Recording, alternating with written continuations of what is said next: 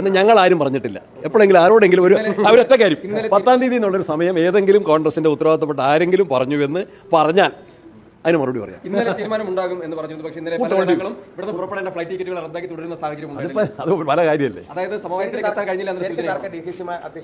ഒരു തർക്കമില്ല. അതിനെ സംബന്ധിച്ച് ഒരു കാര്യം വ്യക്തമാക്കുന്നു. ഒന്ന്, കേരളത്തിലെ കോൺഗ്രസ് സംഘടന അതിശക്തമാണ്.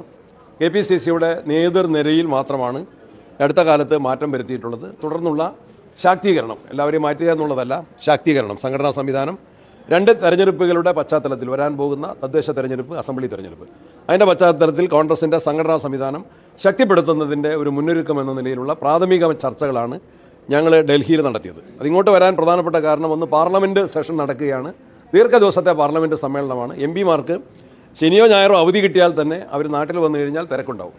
അതുകൊണ്ട് MPമാരുടെ എല്ലാവരെയും കണ്ട അഭിപ്രായങ്ങൾ തേടുന്നതിന് വേണ്ടിയാണ് ഞങ്ങളുടെ ടീം തന്നെ ഇവിടെ വന്ന് എല്ലാ MPമാരുമായിട്ട് സംസാരിക്കാൻ, പ്രിയങ്ക ജി ഒഴിച്ചുള്ള എല്ലാ MPമാരുമായിട്ട് 1-2 തവണ ആശയവിനിമയം നടത്താൻ ഞങ്ങൾക്ക് സാധിച്ചു. ഇനി കേരളത്തിലേക്ക് തന്നെ മടങ്ങി അവിടെയുള്ള നേതാക്കന്മാർ, അത് സംസ്ഥാന നേതാക്കന്മാരുണ്ട്, MLAമാരുണ്ട്, DC പ്രസിഡന്റുമാരുണ്ട്, അവരെല്ലാവരുമായിട്ടും കേരളത്തിൽ തന്നെ ഒന്നുകൂടി ചർച്ച നടത്തി ഉചിതമായിട്ടുള്ള തീരുമാനം തക്ക സമയത്ത് നടത്തും. ആ കാര്യത്തിൽ ഏതെങ്കിലും മുൻധാരണയോടുകൂടിയല്ല വന്നിട്ടുള്ളത്. അതിന് ധൃതി പിടിച്ച ഹറിബറിയില്ല. എന്നാൽ സമയബന്ധിതമായിട്ട് അല്ലെങ്കിൽ നിശ്ചിത അല്ലെങ്കിൽ അതിൻ്റെതായ രൂപത്തിൽ ആ കാര്യങ്ങൾ പൂർത്തീകരിക്കും.